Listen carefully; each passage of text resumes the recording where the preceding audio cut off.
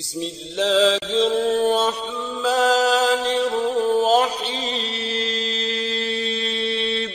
السلام علیکم دوستو، آپ دیکھ رہے ہیں منا بھائی ٹی وی اور میں ہوں آپ کا ہوسٹ ذیشان۔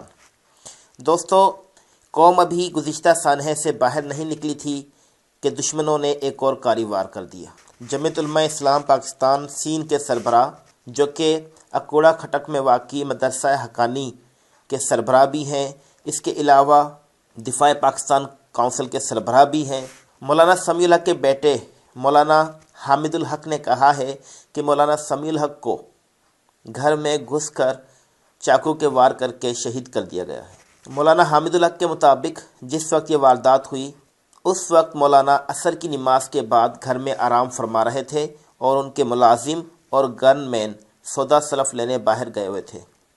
جب وہ واپس آئے تو دیکھا کہ مولانا سمیع الحق خون میں لت پت بے ہوشی کی حالت میں پڑے تھے اور ان کے سینے پر چاقو کے وار کیے گئے تھے۔ دوستو، مولانا سمیع الحق کے بیٹے مولانا حامد الحق نے اس واقعے کے مزید پہلوؤں کی طرف اشارہ کرتے ہوئے کہا کہ میرے والد کا قتل آسیہ بی بی کے کیس سے توجہ ہٹانے کی گھناؤنی سازش ہے۔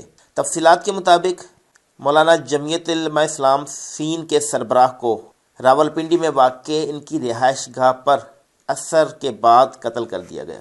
نجی ٹی وی سے گفتگو کرتے ہوئے مولانا سمیع الحق کے بیٹے مولانا حامد الحق نے کہا ہے کہ میرے والد نماز عصر کے بعد گھر میں آرام کر رہے تھے جبکہ گن مین اور ڈرائیور باہر گئے ہوئے تھے۔ جب ملازم گھر واپس آئے تو دیکھا کہ مولانا سمیع الحق اپنے بستر پر خون میں لت پت پڑے ہوئے تھے، جنہیں ہسپتال منتقل کیا گیا لیکن وہ زخموں کی تاب نہ لاتے ہوئے شہید ہو گئے۔ دوستو، مولانا حامد الحق نے حکومت وقت سے پرزور مطالبہ کیا ہے ان کے والد کے قتل کی غیر جانبدارانہ تحقیقات کروائی جائیں۔ مولانا حامد الحق کا کہنا ہے کہ ہم مولانا سمیع الحق کا پوسٹ مارٹم نہیں کروائیں گے۔ دوسری جانب ملک بھر کی سیاسی شخصیات اور سیاسی جماعتوں کے قائدین، جن میں نواز شریف، شہباز شریف، آصف زرداری، عمران خان، سراج الحق، مولانا فضل الرحمان، بلاول بھٹو، ان سب نے مولانا کے قتل پر اظہار افسوس کیا ہے اور حملے کی پرزور مذمت کی ہے۔ اس کے علاوہ وزیر اعلیٰ پنجاب عثمان بوزدار نے بھی جمعیت علماء اسلام سین کے سربراہ مولانا سمیع الحق کے قتل پر انتہائی دکھ اور افسوس کا اظہار کیا ہے۔ وزیر اعلیٰ پنجاب نے آئی جی پولیس کو حکم دیا کہ ملزمان کو فوری گرفتار کیا جائے۔ انہوں نے کہا کہ ملزمان جلد گرفت میں ہوں گے۔ واضح رہے کہ معروف عالم دین اور مذہبی اسکالر اور جمعیت علماء اسلام سین کے سربراہ اور دفاع پاکستان کونسل کے سربراہ مولانا سمیع الحق پر راولپنڈی میں قاتلانہ حملہ ہوا ہے۔ پولیس کی ابتدائی تفتیشی رپورٹ میں یہ بات سامنے آئی ہے کہ مولانا سمیع الحق پر فائرنگ سے نہیں بلکہ چاقوؤں سے حملہ کیا گیا۔ مولانا سمیع الحق کے ملازمین کی جانب سے پولیس کو حملے کی اطلاع دی گئی اور بتایا گیا کہ گھر میں کوئی موجود نہیں تھا بلکہ مولانا سمیع الحق صاحب اکیلے ہی گھر میں موجود تھے۔ ملازم کا کہنا ہے کہ وہ سودا سلف لینے باہر گئے ہوئے تھے، جو ہی گھر واپس آئے تو مولانا سمیع الحق خون میں لت پت پڑے تھے۔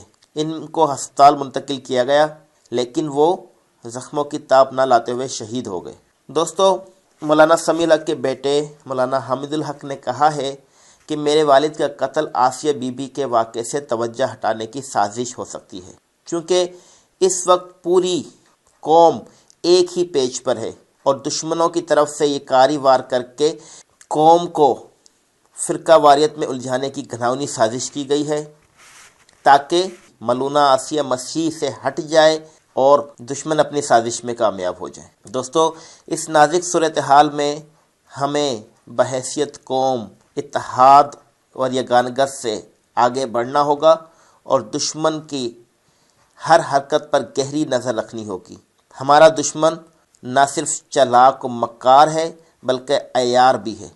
وہ اسی طرح کی سازشیں کر کے ہم میں پھوٹ ڈالنے کی کوشش کر رہا ہے تاکہ ہم اپنے اصل مقصد سے ہٹ جائیں، لیکن انشاءاللہ ہم اپنے اصل مقصد سے جڑے رہیں گے۔